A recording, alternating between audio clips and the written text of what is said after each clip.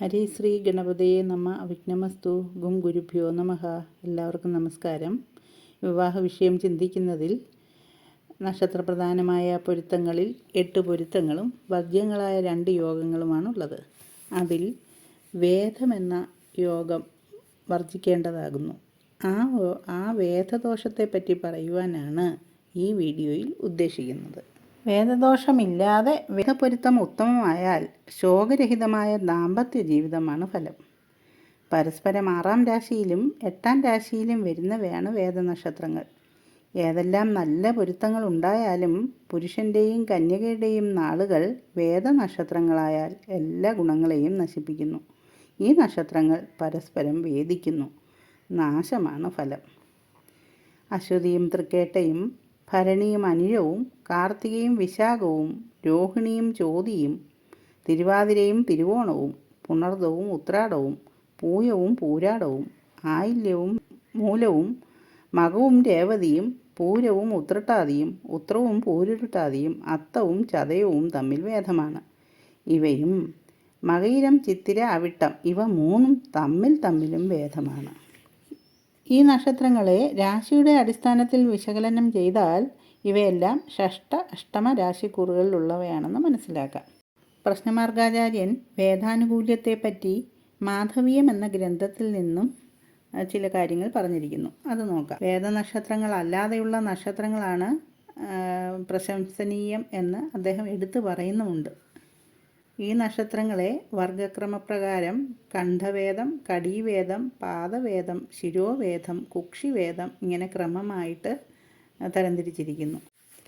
ഇത് എങ്ങനെയെന്നാൽ കണ്ഠവേദം എന്ന വർഗത്തിൽ രോഹിണി, അത്തം, തിരുവോണം, തിരുവാതിര, ചോതി, ചതയം ഇവയാണ്.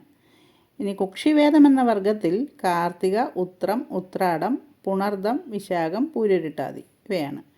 ഇനി കടീവേദം എന്ന വർഗത്തിൽ ഭരണി, പൂരം, പൂയം, അനിഴം, പൂരാടം, ഉത്രട്ടാതി. പാദവേദത്തിലാകട്ടെ തൃക്കേട്ട, രേവതി, അശ്വതി, ആയില്യം, മൂലം, മകം. ഇനി ശിരോവേദത്തിലോ ചിത്തിര, മകയിരം, അവിട്ടം ഇവയാണ് വർഗഭേദങ്ങൾ. ഇവ ഓരോന്നിനും ഓരോ അനിഷ്ടഫലങ്ങളും ആചാര്യൻ വിധിച്ചിരിക്കുന്നു. കണ്ഠവേദഫലം ഭാര്യാമരണമാണ്. അടുത്തത് കുക്ഷിവേദഫലം പുത്രനാശം, കടീവേദഫലം കുലക്ഷയം, പാദവേദഫലം നാനാദേശസഞ്ചാരം, സ്ഥാനഭ്രംശം, ദാരിദ്ര്യം, ശിരോവേദഫലം ഭർതൃമരണം ഇവയൊക്കെയാണ് ഫലങ്ങൾ പറയുന്നത്.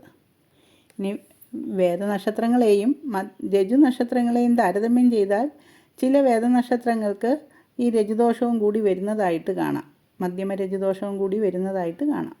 ഇങ്ങനെയുള്ള ഈ 5 വേദങ്ങളെയും വിശകലനം ചെയ്താൽ രജുവിൽ പറഞ്ഞ 5 രജുക്കൾക്കും ഈ 5 വേദങ്ങൾക്കും തമ്മിൽ യാതൊരു വ്യത്യാസവുമില്ല.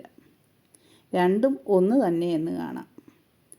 വേദനക്ഷത്രങ്ങളെയും മധ്യമ രജു നക്ഷത്രങ്ങളെയും താരതമ്യം ചെയ്താൽ ചില വേദനക്ഷത്രങ്ങൾക്ക് മധ്യമ രജുദോഷവും കൂടി വരുന്നതായിട്ടും കാണാം.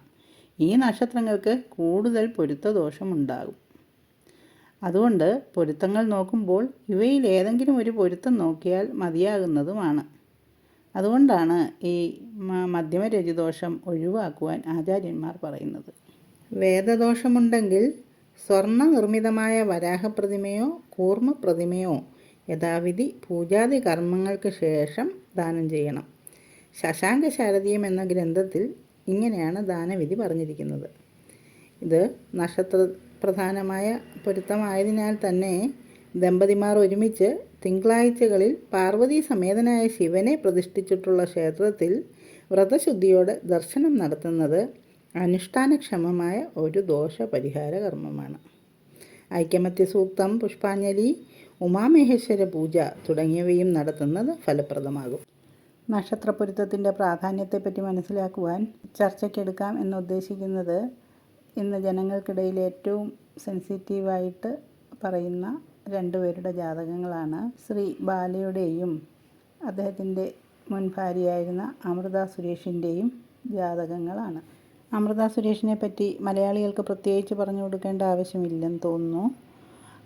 നമ്മളുടെ ഇടയിൽ നമ്മുടെ തന്നെ ഒരു കുട്ടിയായിട്ട് വളർന്നു വന്ന ഒരു മികച്ച ഗായികയാണവർ.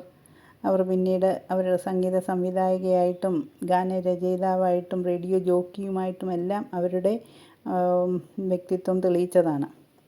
2007 ഏഷ്യാനെറ്റിലെ ഐഡിയ സ്റ്റാർ സിംഗർ എന്ന റിയാലിറ്റി ടെലിവിഷൻ ഷോയിലൂടെ ആലാപന മത്സരത്തിൽ പങ്കെടുത്ത് അവർ മലയാളികളുടെ എല്ലാം ഒരു മകളും കുഞ്ഞനിയത്തിയും ഒക്കെ ആയിട്ട് വളർന്നു വന്നൊരു കുട്ടിയാണ്. അവർ പിന്നീട് നിരവധി സിനിമകൾക്കും സംഗീത ആൽബങ്ങൾക്കുമൊക്കെ പാടുകയും സംഗീതം നൽകുകയുമൊക്കെ ചെയ്തിട്ടുണ്ട്. മലയാളം, തമിഴ് സിനിമകളിൽ പ്രവർത്തിക്കുന്ന ഒരു നടനും സംവിധായകനും ആണ് ശ്രീ ബാലകുമാർ എന്ന ബാല. തെലുങ്ക് സിനിമകളിലൂടെയാണ് അദ്ദേഹം അഭിനയ രംഗത്ത് അരങ്ങേറ്റം കുറിച്ചത്. അദ്ദേഹം സിനിമാ വ്യവസായവുമായി അടുത്ത ബന്ധമുള്ള കുടുംബത്തിലാണ് ജനിച്ചത്. അദ്ദേഹത്തിൻ്റെ മുത്തച്ഛൻ്റെ ഉടമസ്ഥതയിലുള്ളതാണ് അരുണാചല സ്റ്റുഡിയോ. 2010 ഓഗസ്റ്റ് 27 അദ്ദേഹം ഐഡിയ സ്റ്റാർ സിംഗറിലൂടെ പരിചയപ്പെട്ട മലയാളി ഗായിക അമൃത സുരേഷിനെ വിവാഹം കഴിച്ചു. അവർക്ക് 2012 സെപ്റ്റംബറിൽ അവന്തിക എന്ന ഒരു മകളുണ്ട്. 4 വർഷത്തോളം ഒരുമിച്ച് താമസിച്ചതിന് ശേഷം 2019 ഇവർ വിവാഹമോചനം നേടി. അവരുടെ നക്ഷത്രപ്പൊരുത്തം ഒന്ന് പരിശോധിക്കാം. ഇൻ്റർനെറ്റിൽ നിന്ന് കിട്ടിയ വിവരങ്ങളുടെ അടിസ്ഥാനത്തിലാണ് ഈ ജാതകങ്ങളുടെ നക്ഷത്രപ്പൊരുത്തം നോക്കുന്നത്. ഓഗസ്റ്റ് 2, 1990 തൃക്കേട്ട നക്ഷത്രത്തിലാണ് അമൃത സുരേഷിൻ്റെ ജനനം. ഡിസംബർ 19, 1982 തിരുവോണം നക്ഷത്രത്തിലാണ് ബാല ജനിച്ചത്. അവരുടെ നക്ഷത്രപ്പൊരുത്തം ചിന്തിച്ചാൽ പ്രധാനപ്പെട്ട 8 പൊരുത്തങ്ങൾ ആചാര്യന്മാർ നിർദ്ദേശിച്ചിട്ടുണ്ട്. ഈ 8 പൊരുത്തങ്ങളും ഇവർക്ക് അധമമാണെന്ന് കാണാം. മധ്യമരജദോഷമില്ല, വേദദോഷവുമില്ല. പക്ഷേ പ്രധാനപ്പെട്ട 8 പൊരുത്തങ്ങളും ഇവരുടെ ജാതകത്തിൽ, അതായത് രാശി, രാശ്യാധിപൻ, വശ്യം, മാഹേന്ദ്രം, ഗണം, യോനി, ദിനം, സ്ത്രീദീർഘം, ഇങ്ങനെയുള്ള ഈ 8 പൊരുത്തങ്ങളും ഇവർക്ക് അധമമാണെന്ന് കാണാം. വളരെ സങ്കടകരമായ ഒരു അവസ്ഥയാണത്. ഇവർ ഒരുമിച്ച് ജീവിച്ചപ്പോൾ ഉണ്ടായ സ്പർദ്ധകളൊക്കെ ഇതിന് തെളിവാണ്. നക്ഷത്രപ്പൊരുത്തത്തിൻ്റെ പ്രാധാന്യം വളരെ നല്ലതുപോലെ നമുക്കിതിൽ നിന്ന് മനസ്സിലാക്കാം. ഇവർക്ക് ഏതായാലും ഭാഗ്യവശാൽ ഒരു നല്ല മകളെ കിട്ടി. അത് ദൈവാനുഗ്രഹം എന്ന് വേണം കരുതാൻ. അവരുടെ ജനനസമയം ലഭ്യമല്ല. എന്നാൽ ഇപ്പോൾ ഇവർ പരസ്പരം ചെളിവാരി എറിയുന്നതാണ് നമുക്ക് കാണാൻ കഴിയുന്നത്. ദുഃഖകരമായ ഒരു അവസ്ഥയാണത്. കുട്ടിയുടെ ഭാവിയെ ഓർത്തെങ്കിലും ഇവർ പരസ്പരം ക്ഷമിക്കുകയും അവരവരുടേതായ മേഖലകളിൽ കഴിവ് തെളിയിച്ച് മുന്നോട്ട് പോവുകയുമാണ് വേണ്ടത്. അവർ പരസ്പരം കുറ്റപ്പെടുത്തുന്നതിലൂടെ കുറേ ചാനലുകൾക്കും ലാഭമുണ്ടായേക്കാം. മീഡിയക്കാർ അത് ആഘോഷിക്കുകയും ചെയ്യും. പക്ഷേ അതിൻ്റെ നഷ്ടമുണ്ടാകുന്നത് അവരുടെ കുട്ടിയുടെ മാനസികാവസ്ഥയ്ക്ക് മാത്രമാണ്. അവൾ സമൂഹത്തിൻ്റെ മുൻപിൽ അന്തസ്സോടെ തലയുയർത്തി ജീവിക്കാൻ പറ്റിയ ഒരു അന്തരീക്ഷം ഉണ്ടാക്കി കൊടുക്കുകയാണ് മാതാപിതാക്കൾ ചെയ്യേണ്ടത്. കുട്ടിയെ വളർത്തിയെടുക്കുവാൻ അധ്വാനിക്കുന്ന ഒരമ്മയെ ബാല കാണേണ്ടതുണ്ട്. അതുപോലെ കുട്ടിയോടുള്ള ഒരച്ഛൻ്റെ സ്നേഹത്തെ അമൃതയും മകളും മനസ്സിലാക്കുകയും വേണം. കമൻറ്റുകളിലൂടെ ഇവരെ കുറ്റപ്പെടുത്തി കുട്ടിയുടെ മാനസിക വിഷമം അധികരിപ്പിക്കുവാനുള്ള ഇട ഇവർ കൊടുക്കരുത്. പൊതുജനത്തിൻ്റെ വായി മൂടിക്കെട്ടുവാൻ പ്രയാസമാണ്. അതിന് സാഹചര്യം ഉണ്ടാക്കി കൊടുക്കാതിരിക്കുകയാണ് എളുപ്പം. ഇവർ ഇങ്ങനെ ഒരു നക്ഷത്രപ്പൊരുത്ത ചിന്തയ്ക്കൊന്നും യാതൊരു പ്രാധാന്യവും കൊടുത്ത് കാണുന്നില്ല. അതാണ് അവരുടെ ആ ഒരു സ്വരച്ചേർച്ച ഇല്ലായ്മയ്ക്ക് കാരണമെന്നിവർ ഇനിയെങ്കിലും മനസ്സിലാക്കേണ്ടിയിരിക്കുന്നു. അവർ മകളെ കരുതിയെങ്കിലും അവരുടേതായ ജോലികൾ, ഇവർ രണ്ടും വളരെ കഴിവുള്ള വ്യക്തികളാണ്. അവരുടെ രംഗത്ത് രണ്ടുപേരും വളരെ കഴിവുള്ള വ്യക്തികളാണ്. ആ രംഗത്തിൽ അവർക്ക് ശോഭിക്കാൻ കഴിയട്ടെ. അത് ആ കുട്ടിക്കും സന്തോഷകരമായിരിക്കും.